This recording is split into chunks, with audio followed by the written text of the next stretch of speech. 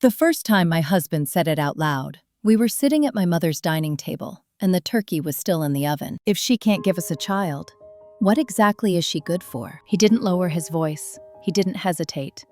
And my mother didn't correct him. That was the moment something inside me went quiet. Before I tell you how this ends, pause for 1 second. If you have ever been blamed for something your body refused to do, hit like.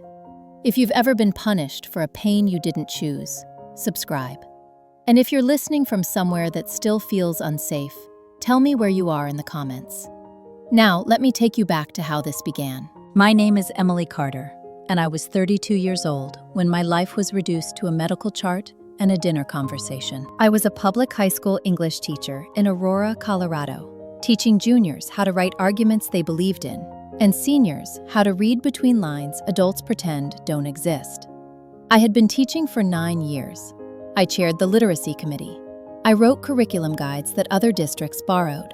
I stayed late for students who had nowhere else to go. But none of that mattered once my uterus failed to cooperate. My husband, Daniel Carter, was sitting to my left that night, his hand wrapped loosely around a glass of red wine my mother, Margaret Ellis, had poured him herself. Daniel worked in commercial real estate.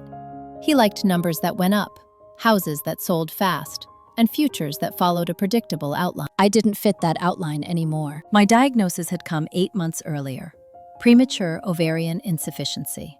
The words were clinical, detached, almost polite.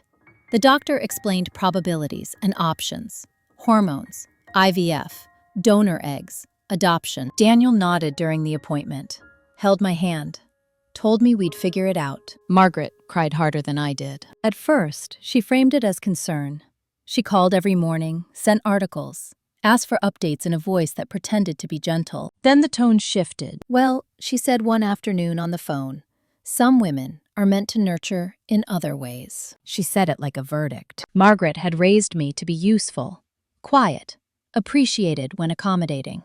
She believed a woman's value was measured by how little trouble she caused and how well she served the next generation. I was an only child. There was no backup daughter, no alternative plan. Daniel learned quickly how to use her disappointment. At Thanksgiving, when my aunt asked about children, Daniel smiled and said, "We were hoping, but Emily's body had other plans." My mother squeezed his arm. I swallowed my food without tasting it. At Christmas, Margaret bought Daniel a framed photo of a nursery. White walls, blue accents.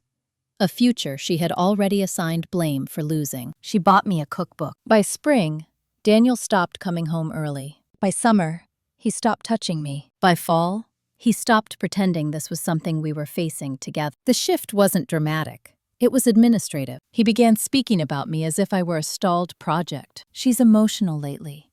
She's sensitive about it. She needs time. Time, apparently, was something I was using incorrectly. The final escalation came at a school board awards banquet in October. I had been nominated for Teacher of the Year at the district level, not because I chased awards, but because my students' test scores had risen 18% in 2 years in one of the lowest funded schools in the county. Daniel didn't want to go. "I'll look ridiculous standing next to you when everyone knows we're stuck," he said, adjusting his tie in the mirror. I went anyway. Margaret came instead. She smiled at the superintendent, bragged about Daniel's job, told a colleague of mine, Emily always loved playing school. Playing. When my name was called, she clapped politely, not proudly. That night, at home, Daniel said, "Don't let this go to your head. Teaching is cute, but it's not a legacy." Legacy. That word followed me like a threat. 2 weeks later, I overheard Daniel on the phone with his sister, Rachel Carter, in the kitchen. "She knew what she was getting into," he said. "If she can't deliver, I'm not obligated to waste my best years." Rachel laughed. My chest tightened, but I stayed silent. Silence had kept the peace before. I thought it might still. I was wrong. The breaking point didn't come from screaming or fists. It came from paperwork. One evening, Daniel placed a manila envelope on the table between us. "I talked to a lawyer," he said calmly, "about options." Inside were preliminary divorce documents. No filing yet, just structure, contingencies, assets. Margaret knew. She had already called him brave for thinking ahead. They didn't plan to leave me immediately. They planned to pressure me until I agreed that leaving was logical, necessary. My mother invited me to lunch the following Sunday. Same dining table, same polite napkins. She didn't ask how I was. She said, "Daniel deserves a family." I nodded. She continued, "If you loved him, you'd let him go." That was the moment I realized something critical. They didn't see me as a person experiencing grief. They saw me as an obstacle. And obstacles in their world were meant to be removed quietly. I went home that afternoon and sat alone in the dark living room, still wearing my coat. I thought about my students, about the essays I graded, about how often I taught them to defend their claims with evidence. And for the first time, I applied that lesson to my own life. I had been loyal. I had been productive. I had been patient. And none of it protected me. That night, I opened my laptop and searched for one thing: Colorado family law attorneys specializing in marital coercion. I didn't feel angry. I felt focused. Because when people decide your worth for you, the most dangerous thing you can do is stop asking them to change their minds and start preparing to prove them wrong. I didn't know it yet, but that quiet decision would cost them far more than they ever expected. And once it began, there would be no undoing it. The first bruise wasn't on my skin. It was on the calendar. I noticed it when Daniel circled a date in red marker without asking me first. Saturday, 2 weeks away.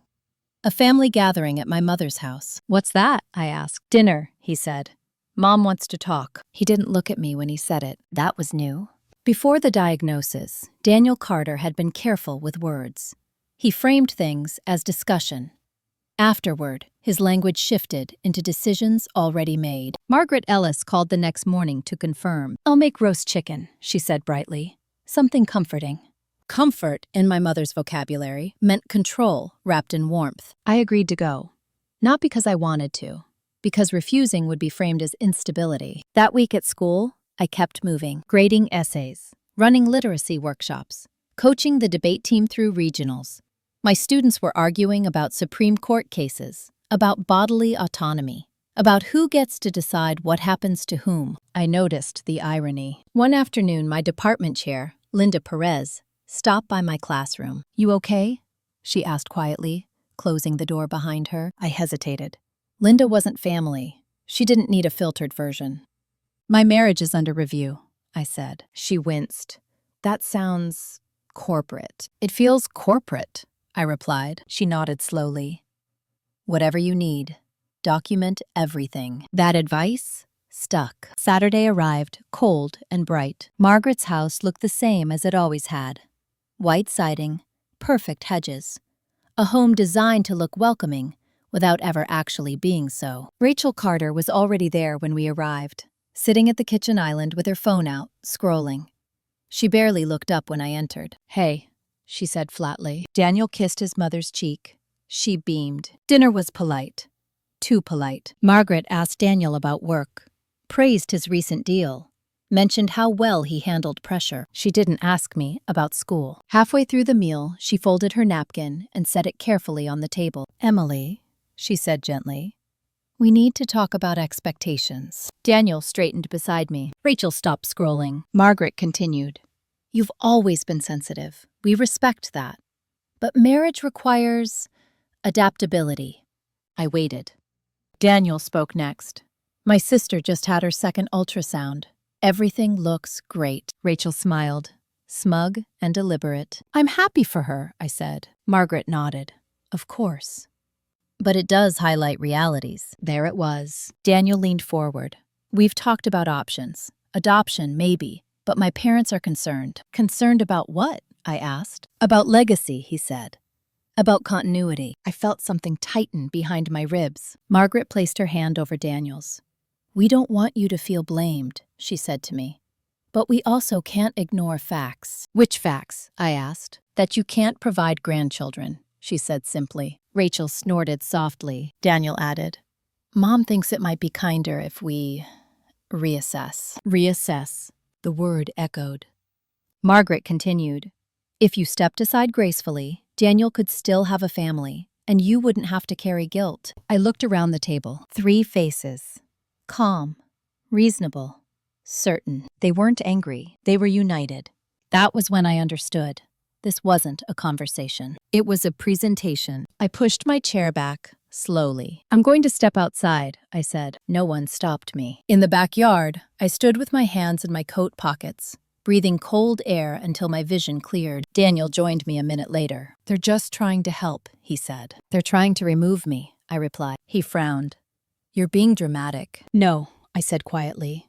"You're being strategic." His expression hardened. "I can't spend my life waiting for something that won't happen," he said. "You mean me?" I replied. He didn't deny it. On the drive home, he turned on the radio like nothing had happened. That night, I couldn't sleep. Not because I was crying. Because my brain wouldn't stop organizing. Margaret had framed this as mercy.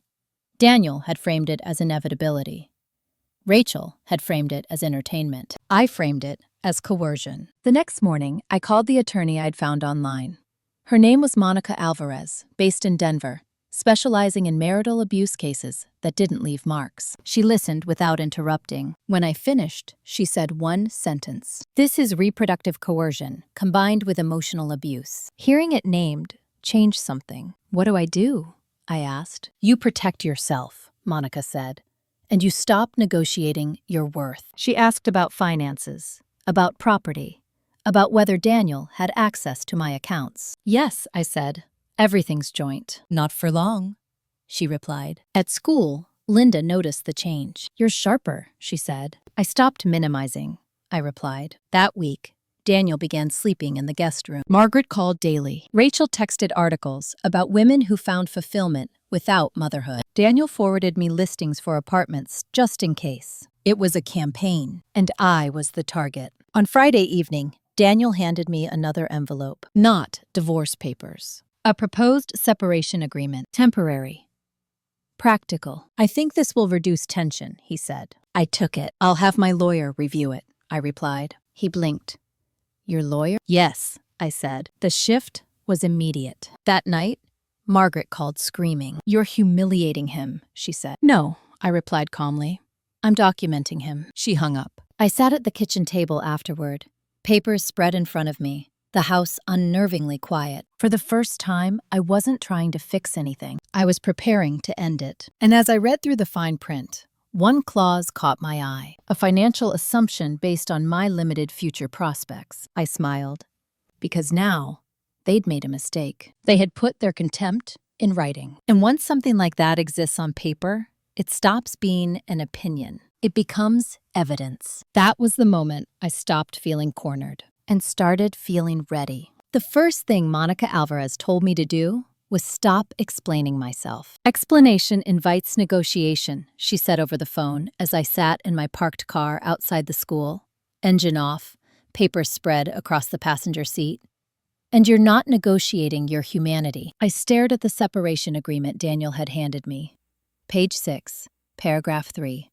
The line that framed my future earning potential as uncertain due to emotional fragility and anticipated career interruption. "I'm a tenured public school teacher," I said, "with consistent income." "Yes," Monica replied, "which means that sentence isn't sloppy. It's strategic." That word again. Strategic. I began to see how everything fit together. Daniel hadn't changed overnight. He'd simply stopped hiding who he was once my body no longer served his timeline. And my mother hadn't become cruel. She'd become honest. Monica instructed me to start a log, not a diary, a record. Dates, times, quotes, witnesses. "You're building a pattern," she said. "Courts respond to patterns." I opened a new notebook that night and titled the first page plainly, "Timeline." The next week unfolded like a test I hadn't studied for, but somehow understood anyway. Daniel grew quieter, more controlled. He began narrating my behavior as if it were already evidence. "She's volatile today. She's emotional about logistics. She's struggling." He said these things to his mother on speakerphone, not realizing I could hear from the hallway. Margaret didn't correct him. She reinforced him. "Well, that's understandable, given her condition," she said once. "But we can't let emotions derail the process." Process. I wrote that word down. At school, I functioned. That surprised people. My students didn't know anything had changed, but they sensed something steadier in me. I was clearer, less accommodating. I stopped accepting late work without explanation. I stopped volunteering for committees that drained me. Linda Perez noticed. "You're holding the line," she said approvingly. "I'm practicing," I replied. One afternoon, a senior named Caleb stayed after class. "Ms. Carter," he said hesitantly, "how do you know when to stop arguing and start walking away?" The question caught me off guard. "When the argument is designed to exhaust you," I said after a moment, "not to understand you." He nodded slowly. That answer was for both of us. At home, the air grew tense. Daniel started locking his phone. He stopped sharing schedules. He asked Monica's name casually one evening, like it didn't matter. "It matters," I said. He smiled thinly. "We're just being prepared." I checked our joint bank account the next morning. A withdrawal. Large. Unexplained. I called him immediately. "That's for legal fees," he said calmly. "Mom suggested it." "From our joint account?" I asked. He paused. "It's easier." I wrote it down. That afternoon, Monica requested financial disclosures. Daniel's response was immediate and angry. "You're escalating," he said that night, pacing the living room. "This doesn't need to be hostile." "You withdrew money without telling me," I replied. "That's not neutral." He stopped pacing. "I'm trying to protect myself." "So am I," I said. He stared at me like I'd broken an unspoken rule. "You weren't supposed to do that," his expression said. Margaret came over the next day without calling. She stood in the kitchen, arms crossed, eyes sharp. "You're being advised poorly," she said. "No," I replied. "I'm being advised legally." She scoffed. "You're making Daniel look abusive." I met her gaze. "He doesn't need my help with that." Her face hardened. "You're going to regret this," she said. "No man wants a woman who can't give him a family and won't step aside gracefully." That sentence stayed with me long after she left. Not because it hurt, because it clarified everything. That night, Monica sent me a list of Colorado statutes related to marital coercion and financial manipulation. I read them carefully. I wasn't imagining this. I wasn't overreacting. There were names for what was happening, and names carry weight. Daniel began pushing harder after that. He suggested mediation with someone his mother knew. He framed my resistance as stubbornness. He told friends I was going through something. One of those friends, Karen Whitfield, texted me late one evening. "Daniel's worried about you. Maybe talk to someone?" I replied simply, "I am."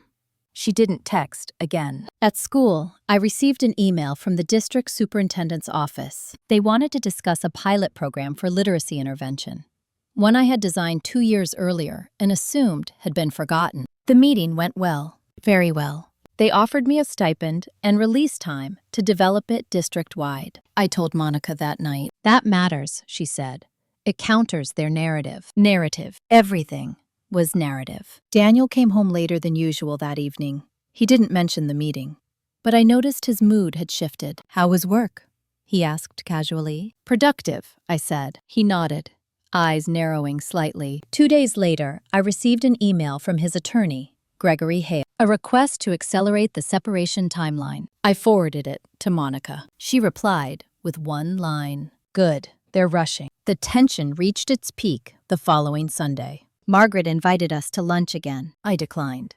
Daniel went alone. He came home angry. "She thinks you're poisoning this," he said.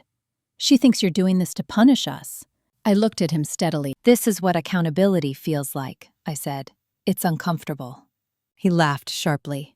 "You think you're winning something." "No," I replied. "I think I'm exiting something." That seemed to land harder than any accusation. That night, I slept in the guest room. Not because he asked, because I chose distance. As I lay there, staring at the ceiling, I realized something unsettling. They had underestimated me because I had been quiet. They had mistaken compliance for weakness. They thought pressure would make me fold. Instead, it had made me precise. The next move wouldn't be emotional. It would be procedural. And once I made it, they would understand that this wasn't a phase. It was a pivot. Because the moment you stop asking to be spared is the moment people realize you're no longer available for sacrifice. And they were about to learn that the hard way. The protective order wasn't what I expected. I had imagined raised voices, a judge who looked bored, some theatrical moment where Daniel finally showed his temper. What I got instead was paperwork, fluorescent lighting, and a woman behind a counter who spoke softly and didn't ask me to justify myself. That was new.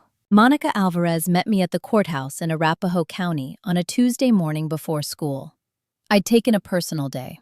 Not sick leave, not emergency leave. Personal. That choice mattered. You're not asking the court to punish him, Monica said as we waited. You're asking the court to create space. Space. That word felt generous compared to what my life had become. The temporary protection order request was based on coercive control, financial manipulation, and reproductive abuse. No bruises, no police reports. Just records, messages, witnesses, and patterns. Daniel hadn't expected that. He thought abuse required shouting. The magistrate reviewed the documents quietly. She asked me 2 questions. Did you feel pressured to leave your marriage because of your medical condition? Yes. Did your husband or family use finances, housing, or reputation to influence that decision? Yes. She nodded and signed. Daniel was served. At work. Margaret found out within the hour. She called, screaming. You've crossed a line, she said. This is character assassination. No, I replied calmly. This is documentation. She hung up. Daniel came home that night, furious. He didn't yell. He smiled. That was worse. So now I'm abusive, he said, leaning against the kitchen counter like this was a joke. Is that what you're telling people? I'm telling the truth, I said. You're making it impossible to resolve this quietly, he replied. Good, I said. He stepped closer. You're going to ruin your reputation. I'm a teacher, I replied. My reputation is built on consistency, not silence. His jaw tightened. That night, he packed a bag, not dramatically, efficiently. I'll stay with my mother, he said, until you calm down. I watched him go without stopping him. For the first time since this started, the house felt breathable. Margaret came the next day. She stood on the porch, arms crossed, like she was waiting for me to apologize. I didn't open the door. She knocked harder. I raised you better than this, she shouted. I opened the door just enough to speak. You raised me to endure, I said. Not to disappear. She stared at me, stunned. This ends now, she said. You withdraw the order. You stop embarrassing us. Daniel files uncontested. We help you move on. I shook my head. No. Her face changed. Cold. Calculating. You think anyone will want you after this? She asked. A barren woman who ruins men? I felt the words land. Not painfully. Precisely. This conversation is over, I said, and closed the door. At school, the district meeting took place that Thursday. The Literacy Intervention Program was approved for pilot implementation across 3 high schools. My role expanded. Title change, stipend increase. 6 figures over 2 years, if results held. The superintendent shook my hand. We trust your judgment, he said. That sentence stayed with me. Trust. Daniel's attorney filed a motion claiming I was using the protection order to gain leverage in divorce proceedings. Monica responded within 24 hours with receipts, text messages, emails, bank statements. Statements from Linda Perez, who confirmed Daniel had called the school asking about my mental state. That part surprised me. Daniel had crossed into my workplace. The judge was not pleased. The order was extended. Daniel's access to joint funds was frozen pending review. Margaret called Monica directly. Monica declined to speak to her. That drove her wild. Rachel Carter posted something vague on social media about false accusations and modern marriages. I blocked her. That felt good. Alone in the house that night, I opened my notebook again. I wrote down a sentence. They thought my value was reproductive. They forgot it was intellectual. The pressure shifted after that. Daniel stopped posturing and started negotiating. He offered concessions, furniture, the car. Silence. Monica advised patience. Let him reveal his priorities, she said. And he did. 2 days later, Daniel emailed, asking if I would reconsider the order in exchange for a faster settlement. I forwarded it to Monica. She smiled when she called. That's leverage, she said. No, I replied. That's desperation. At the end of the week, Margaret sent a message. You've made yourself an enemy. I didn't reply because something had changed. I wasn't defending myself anymore. I was directing the process. And when you reach that point, people who relied on your compliance start making mistakes. Daniel's next one would be bigger. And when it came, it wouldn't just expose him. It would expose the system that had protected him. I could feel it coming. Not like fear, Like momentum. Momentum feels different when you're no longer pushing it. It carries you instead. Daniel's next mistake came disguised as cooperation. 3 days after the joint accounts were frozen, he emailed Monica Alvarez, proposing mediation with a neutral third party. He framed it as de-escalation, healing, closure. The mediator's name was Stephen Lowell. I recognized it immediately. Stephen Lowell was Margaret Ellis's neighbor, retired judge, regular at her bridge club. Someone who had known my mother longer than he'd ever known me. Monica didn't even need to look him up. "This isn't mediation," she said flatly.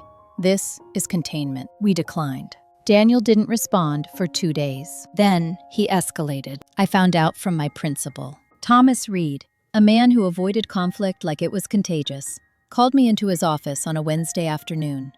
His voice was careful, practiced. "Emily," he said, folding his hands, "we received a call expressing concern about your emotional well-being." I felt the floor settle beneath me. "From whom?" I asked. He hesitated. "Your husband." I nodded once. "What exactly did he say?" I asked. Thomas shifted uncomfortably. "That you're under extreme stress, that it might be affecting your classroom." "And?" I asked. "And I told him your evaluations are exemplary," he said quickly. "That your students' outcomes are among the highest in the district." I exhaled slowly.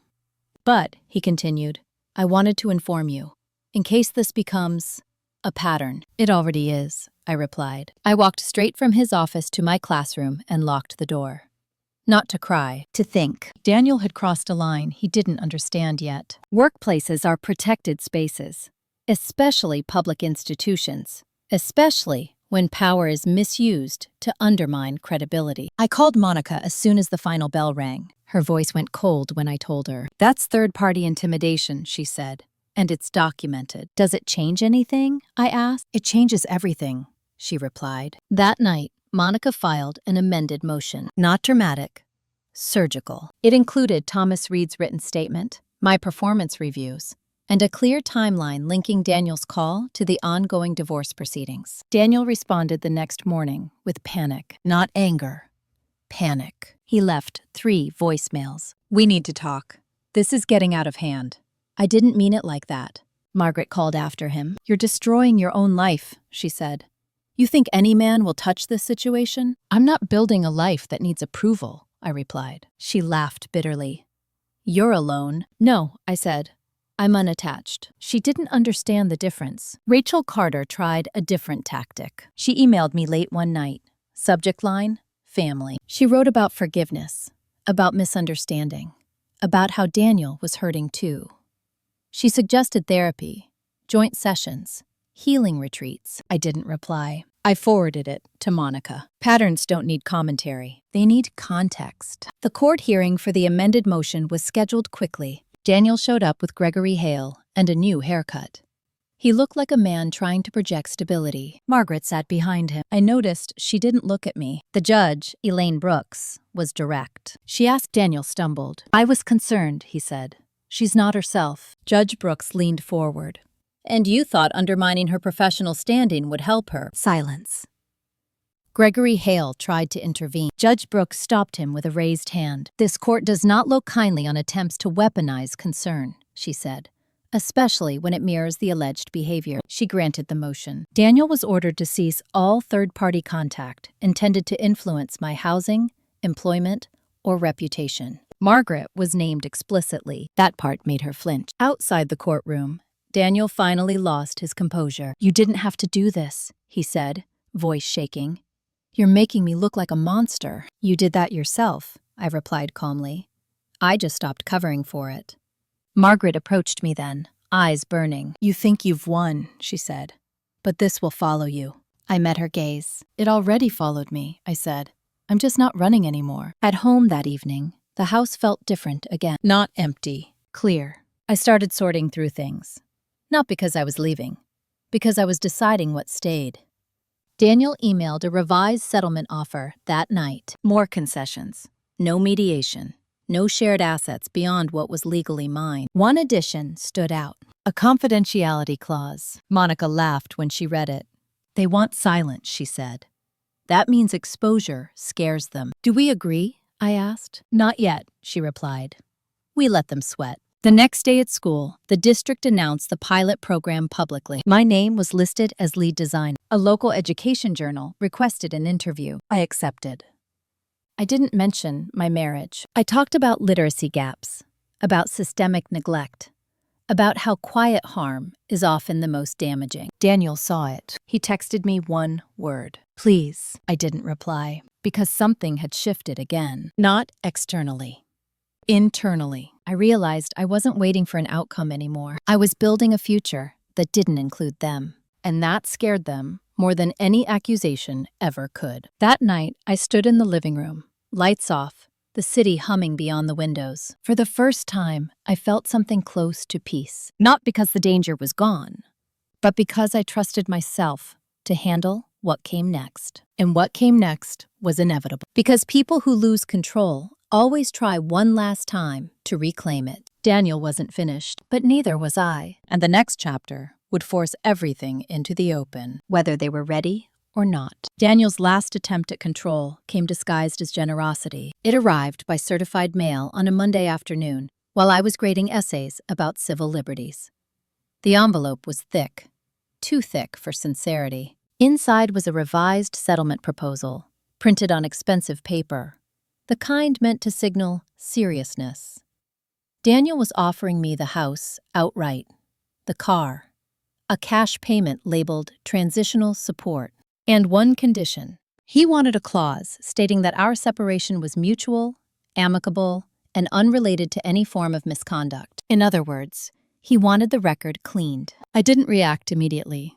I finished grading, left comments in the margins, encouraged clarity, penalized vague reasoning. Then I scanned the document and sent it to Monica Alvarez. Her response came back within minutes. "This is reputational laundering," she wrote. "He's buying distance from consequences." I called her. "Why now?" I asked. "Because the order limits his reach," she said. "Because his mother is furious. Because your career is visibly stable. And because the narrative he wanted is slipping." That night, Margaret Ellis tried something new. She didn't call. She showed up at my school. Linda Perez texted me from the main office. "Your mother is here asking to speak with you. She looks upset." I closed my classroom door and walked down the hall slowly.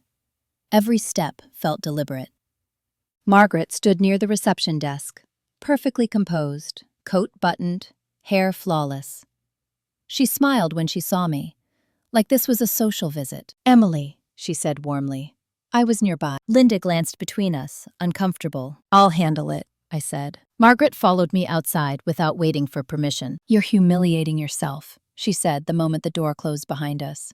"The community is starting to ask questions." "About what?" I asked. "About why your husband had to protect himself," she replied. I nodded. "Good." Her smile vanished. "You're forcing Daniel into a corner," she said. "And when men are cornered, they defend themselves." "So do women," I replied. "The difference is, we're expected to apologize for it." She stepped closer. "You don't have children. You don't have a family. This job is all you have." I met her eyes. "And that terrifies you," I said. She slapped me. Not hard. Not dramatic. Sharp. Controlled. Linda gasped from inside. Margaret froze. For one suspended moment, neither of us moved. Then I spoke. "Leave," I said quietly. "Now." Her face shifted from rage to calculation in seconds. "You'll regret this," she hissed. "No," I replied. "You will." Linda had already called security. Margaret was escorted off campus. I didn't cry. I didn't shake. I went back to my classroom and finished the day. After school, Thomas Reed called Monica directly. A report was filed. Witnesses documented. Cameras confirmed. Monica didn't sound surprised when she told me. "This strengthens your case," she said. Significantly. Daniel called that night, voice frantic. "My mother wouldn't hurt you," he said. "You must have provoked her." "I'm not discussing this with you," I replied. "You're blowing this up," he said. "She was emotional." "No," I said calmly. "She was entitled." He hung up. The next day, the district issued a formal trespass notice against Margaret Ellis. The following week, Monica filed for an amendment to the protection order. The judge granted it without hesitation. Margaret was now legally barred from contacting me or appearing at my workplace. Daniel's response was immediate. He accepted the settlement terms without the reputation clause. No silence. No rewritten history. Just division of assets and legal finality. Monica reviewed the updated offer carefully. "This is the cleanest it's going to get," she said. "Your choice." I read it twice. Then I signed.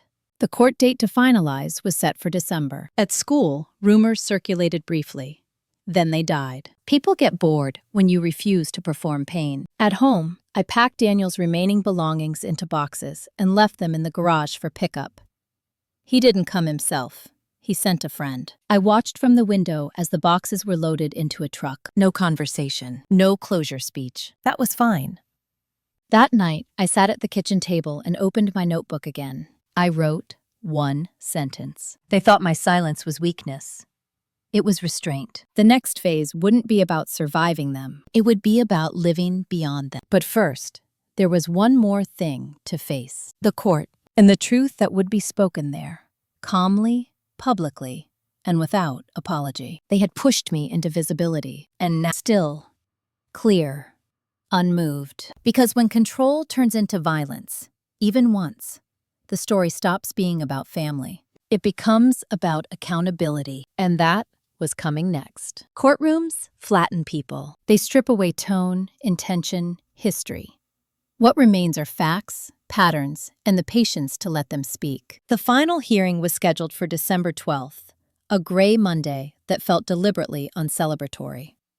Daniel arrived early, with Gregory Hale at his side, hair neat, posture controlled.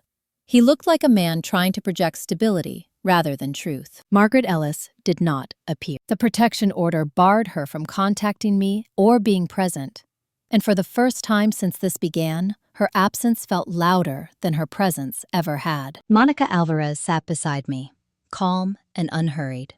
She had told me to dress plainly, neutral colors, no performance. Let the record carry the weight. Judge Elaine Brooks entered without ceremony and reviewed the docket. "Miss Carter," she said, "you may proceed." Monica stood and spoke without flourish. She walked the court through the timeline, the diagnosis, the pressure, the separation agreement language, the financial withdrawals, the employer contact, the trespass incident. No adjectives, no emotion, just sequence. When she finished, Daniel's attorney argued mitigation, stress, misunderstanding, family involvement framed as concern. Judge Brooks raised an eyebrow. "Concern does not require coordination," she said, "and it does not excuse escalation." She turned to Daniel. "Mr. Carter," she said, "do you deny contacting your wife's employer during these proceedings?" Daniel hesitated. Just long enough. "No," he said. "But I was worried." "About what?" the judge asked. That she wasn't thinking clearly. The room went quiet. Judge Brooks nodded slowly. "So your response was to undermine her professional credibility." Daniel opened his mouth, closed it. "No further questions," the judge said. The ruling followed. The protection order would remain in effect until finalization. The settlement would proceed without non-disclosure or reputation clauses.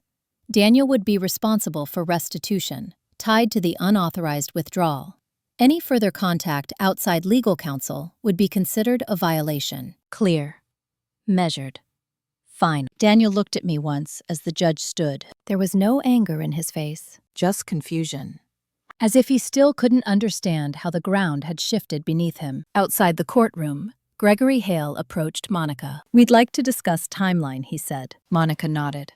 "We're done discussing." Daniel didn't speak to me. He left the building without looking back. That should have been the end. But systems don't dissolve quietly when they're challenged. They test boundaries one last time. The next confrontation didn't happen in court. It happened at a district holiday assembly 3 days later. I hadn't planned to attend, but Linda Perez insisted. "You've earned visibility," she said.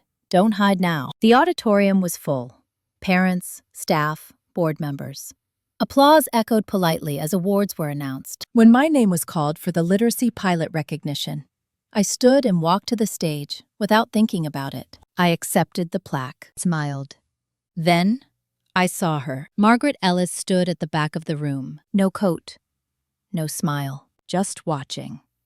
I felt the air change. Linda noticed too.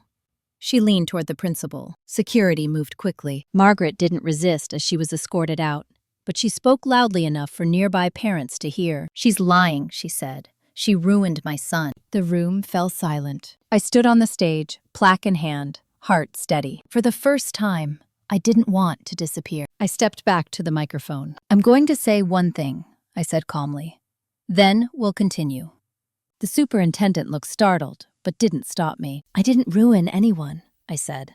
"I refuse to accept harm as normal. There's a difference. No accusation, no details, just a boundary stated out loud." Margaret was gone. The assembly resumed. Afterward, parents approached me quietly. One woman touched my arm. "Thank you," she said, "for saying it." At home that night, Monica called. "She violated the order by appearing," she said. "We documented it." "I don't want to escalate," I replied. "You don't have to," she said.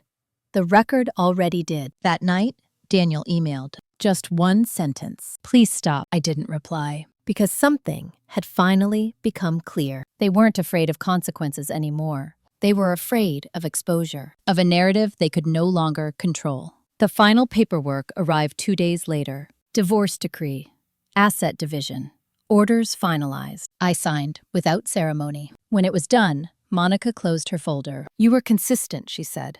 "That's why this worked." Consistency. That word felt earned. On the drive home, snow began to fall. Light, uncommitted. I pulled over briefly, turned off the engine, and sat in the quiet. The woman I had been at the beginning of this story would have cried here. I didn't. I felt something better. Stability. Not the kind people promise when they want you to comply. The kind you build when you stop negotiating your existence. There was still fallout ahead, still distance to establish, still healing that didn't require forgiveness. But the center had held, and that meant the ending would not belong to them. It would belong to me. The next chapter wouldn't be about confrontation. It would be about what happens when you walk forward without carrying their voices with you. That was the part I was most curious to see, and it was already beginning. Freedom doesn't arrive with fireworks. It arrives with logistics. The first thing I noticed after the decree was finalized was how quiet my phone became. No late-night messages, no checking in, no veiled concern disguised as control. Just empty space where noise used to live. That silence was unsettling at first. Then it became instructional. I changed my routines deliberately.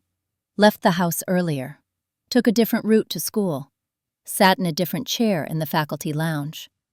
These weren't acts of fear.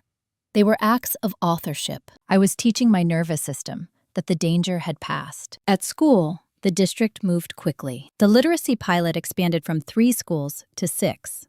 I was officially given the title Instructional Program Lead, with protected hours and authority to make staffing decisions. It came with a modest office and a locked cabinet. That detail mattered more than the title. Control of space is a form of safety. Linda Perez helped me move in.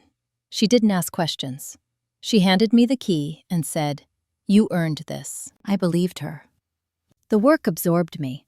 Data analysis, teacher coaching, curriculum revisions. I watched classrooms change when students were treated like thinkers instead of problems. I watched teachers exhale when someone backed their professional judgment. I recognized that feeling. Daniel tried once more. He didn't call. He didn't email. He sent a card. Plain. White.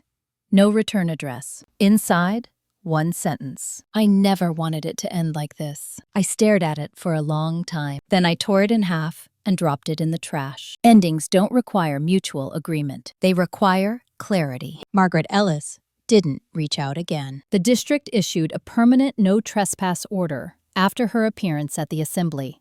She contested it briefly, lost, quietly. People stopped asking me about my marriage. They started asking me about my work. That shift felt like oxygen. In January, the Education Journal published the interview. They quoted me directly. Quiet harm thrives in systems that reward endurance over dignity. The response was immediate.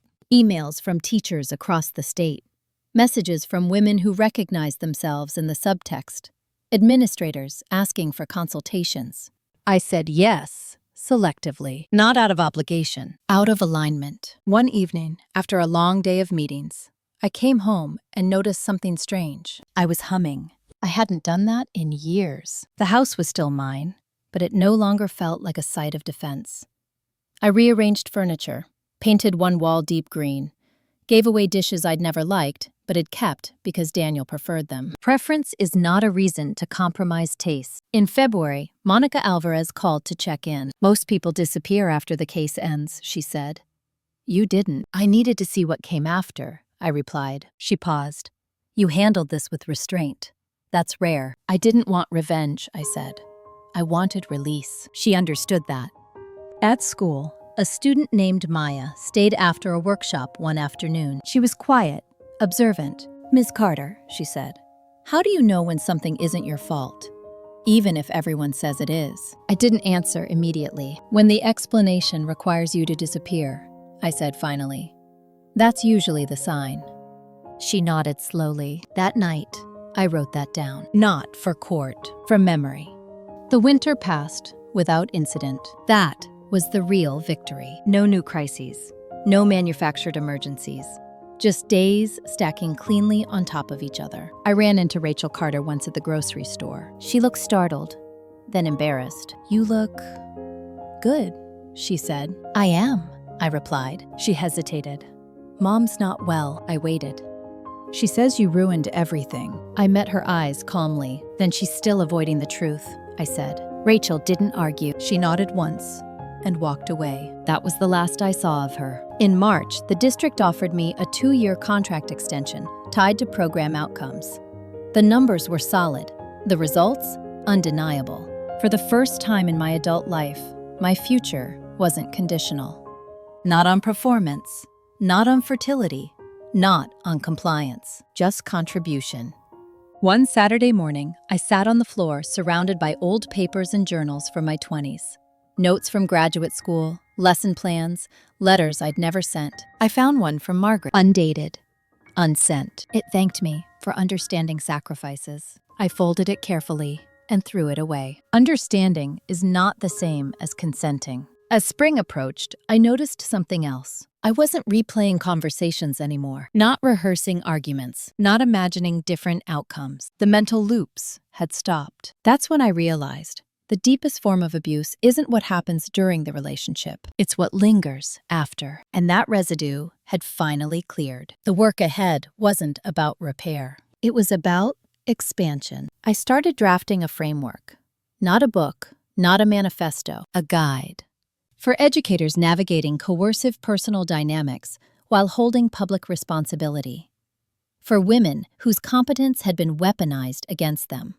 For anyone taught to endure quietly. I didn't know yet where it would go. I just knew it was time. The story wasn't over, but it had changed genres. It was no longer a survival narrative. It was a construction one. And for the first time, I wasn't building around damage. I was building from intention. That difference made all the difference. Because what they took from me was never the foundation.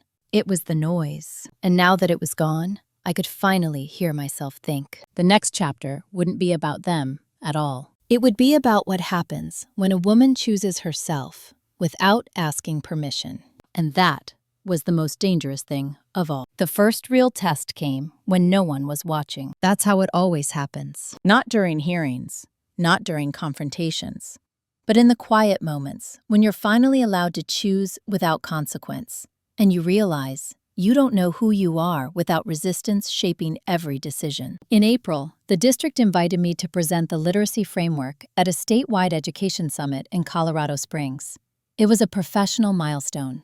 Panels, policymakers, funding stakeholders, and for the first time, no one's approval was attached to my attendance. I said yes immediately. Then, 2 days later, doubt arrived. Not about my qualifications. About visibility. Trauma teaches you to associate being seen with being targeted. Even after the danger passes, the body remembers. I noticed myself rehearsing sentences in the shower, anticipating questions that weren't hostile, imagining criticism that hadn't been offered. I stopped. That night, I wrote in my notebook again. Being visible is not the same as being vulnerable. The summit went smoothly. I spoke about literacy as access. About how shame-based systems silence students before they fail them. About how teachers burn out when compassion is exploited instead of supported. No one mentioned my divorce. No one asked about my personal life. They asked about implementation. Afterward, a woman introduced herself as Dr. Helen Morrison, an education policy advisor from Washington. "We're revising guidelines around educator support," she said.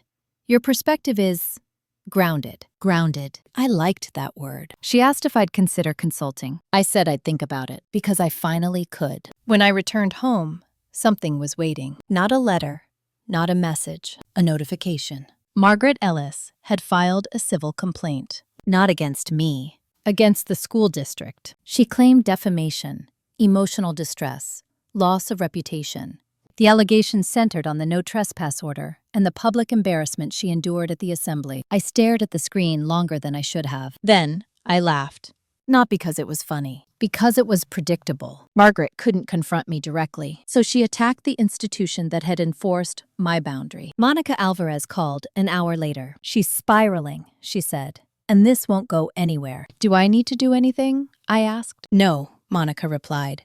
"You're not a party to the suit." That distinction mattered. Margaret was alone in this. The district's legal team handled it quickly. Surveillance footage, witness statements, prior orders, a clean timeline. The complaint was dismissed within 2 weeks. Margaret appealed, lost again.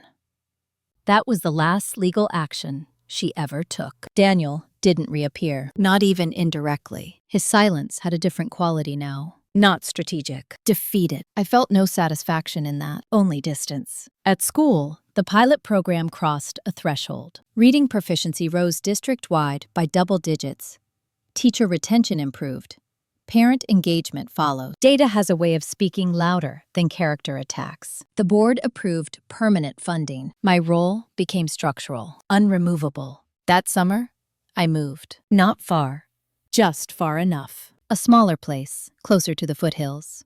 Less traffic, more sky. The first night there, I slept with the windows open. I didn't wake up once. In July, I finalized paperwork for a consulting agreement with Dr. Morrison's team. Limited scope, clear boundaries, exit clauses. I read every line carefully. That was new. I wasn't afraid of commitment. I was committed to clarity. One evening, as I unpacked boxes, I found an old photo. Daniel and me. Early years. Smiling. Hopeful. I looked at it without anger, without nostalgia, just recognition. We had not failed. We had outgrown the lie that love requires sacrifice of self. I tore the photo in half and recycled it. Not ceremonially, practically. That same week, a former student emailed me. She wrote about leaving an abusive home, about remembering something I'd said in class about arguments designed to silence rather than persuade. I read her message twice. Then I replied with 3 sentences. "You weren't wrong to leave. You don't owe explanations to people who benefit from your pain. Build slowly. That's how safety lasts." I closed my laptop afterward and sat in the quiet. This was the part no one talks about. The stage after justice, after revenge, after survival, where you must decide who you are without the pressure that shaped you.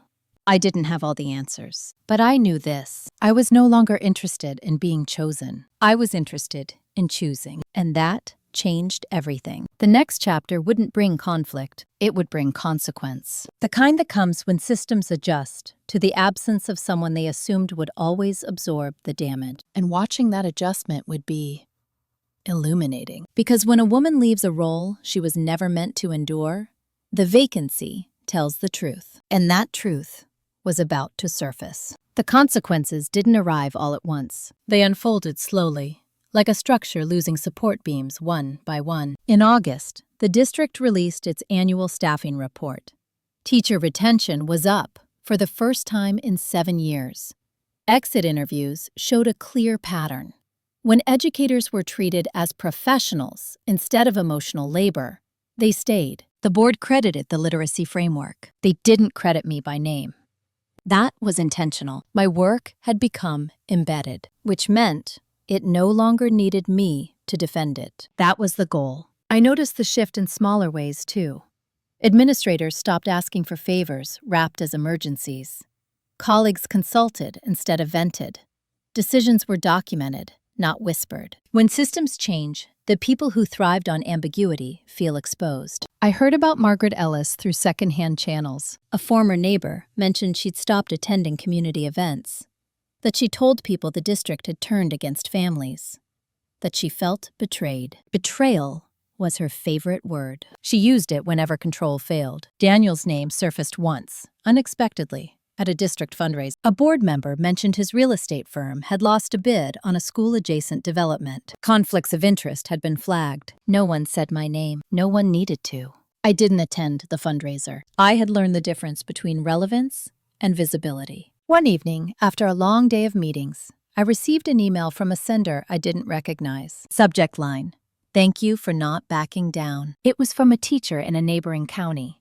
She wrote about a coercive marriage, about a mother-in-law who framed abuse as tradition, about how reading my interview helped her recognize what was happening. I didn't know what to say at first. Then I wrote back, honestly. I didn't back down because I was brave. I backed down from disappearing. That felt true. As fall approached again, the body memories softened. I stopped bracing when a phone rang unexpectedly. I stopped scanning rooms for exits. I slept through thunderstorms without waking. Healing wasn't dramatic. It was cumulative. In September, Dr. Helen Morrison invited me to co-author a policy brief. Not as a case study, as a practitioner. We met over video.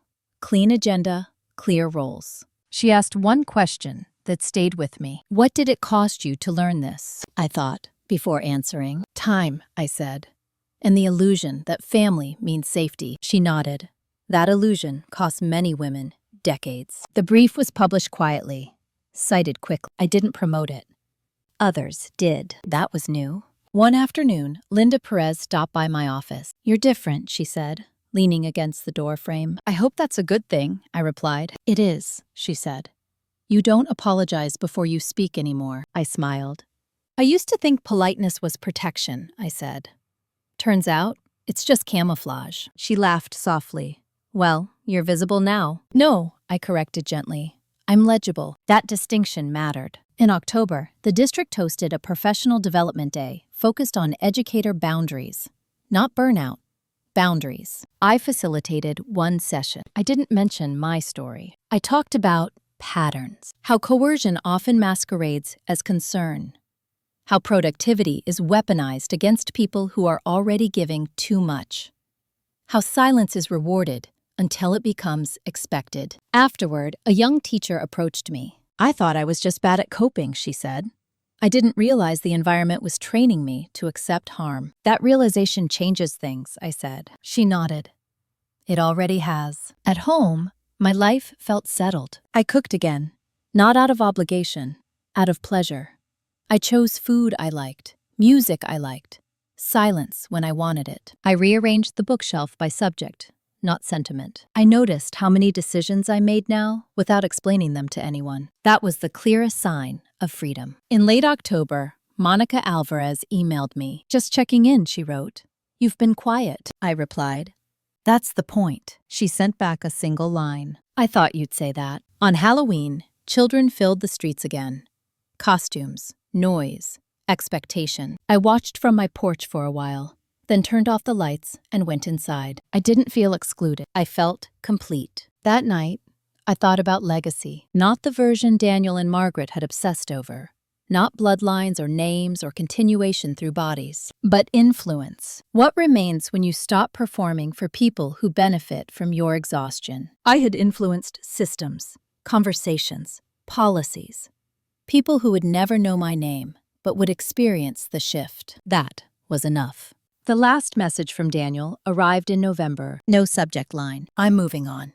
I hope you are too." I read it once. Then I deleted it. Moving on isn't something you announce. It's something others notice when you no longer respond. As winter approached, the year began to close, not with grief, with coherence. I had integrated the fracture. It no longer defined the structure. The next chapter wouldn't bring new battles. It would bring a reckoning of a different kind. Not with them, with myself. Because after survival and justice comes the quiet question no one prepares you for. What will you build when no one is threatening to take it away? That was the question waiting for me, and I was finally ready to answer it. By November, the urgency was gone, not replaced by emptiness, replaced by choice. That distinction mattered. I woke up one morning and realized I hadn't thought about Daniel or my mother in days. Not defensively, not with relief, just absence, like muscles that finally stop clenching after years of tension. That was when the real work began. When you're no longer reacting, you're forced to ask what actually belongs to you.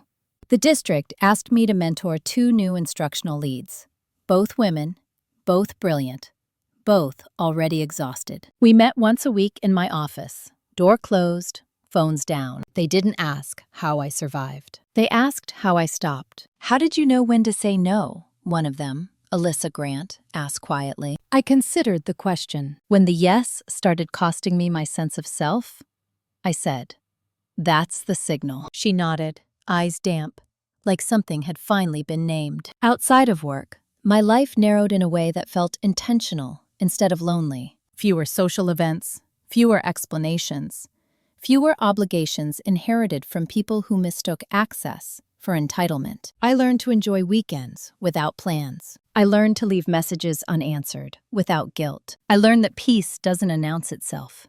It accumulates. Margaret Ellis attempted contact once more. Not directly. She sent a handwritten letter through a mutual acquaintance, Janice Miller, a woman who had known me since childhood and still believed family was sacred, no matter the cost. Janice called first. "She's not well," she said carefully. "She feels like she's lost everything." I waited. "She wants to apologize," Janice added. "For what?" I asked. There was a pause. She didn't say. I declined. Not out of cruelty, out of clarity. An apology that doesn't name harm isn't repair, it's rehearsal. Janice sounded disappointed, then resigned. "I hope you know what you're doing," she said. "I do," I replied. "That's why I'm doing it." That evening, I walked through my neighborhood as the sun dipped behind the foothills. The air was cold, clean, the kind that clears your lungs and your head at the same time. I thought about forgiveness, how often it's framed as maturity, when it's really just compliance with someone else's comfort. I wasn't angry anymore. I just wasn't available. At work, the policy brief gained traction. A state-level task force requested a working session. Not symbolic, operational. They wanted frameworks that acknowledged domestic coercion as a factor in professional performance, without pathologizing the victim. That sentence alone felt like a small revolution. In the meeting, a man across the table asked, "How do we prevent false claims?" I looked at him steadily. "You don't," I said. "You design systems that don't require people to suffer in silence to be believed." The room went quiet. Then, someone nodded. That was enough. Later, Dr. Helen Morrison emailed me. "You're changing how people talk about this." I didn't reply immediately. I sat with that idea. Change isn't loud when it's real. It's structural. It shows up later, when someone else doesn't have to fight the same fight. In December, the district hosted a small end-of-year gathering. No speeches, no awards. Just people and food. Linda Perez raised a glass casually. "To Emily," she said, "for showing us what leadership looks like when it's quiet." People clinked glasses. I smiled, uncomfortable but grateful. That night, alone in my apartment, I decorated a small tree. No theme, no symbolism.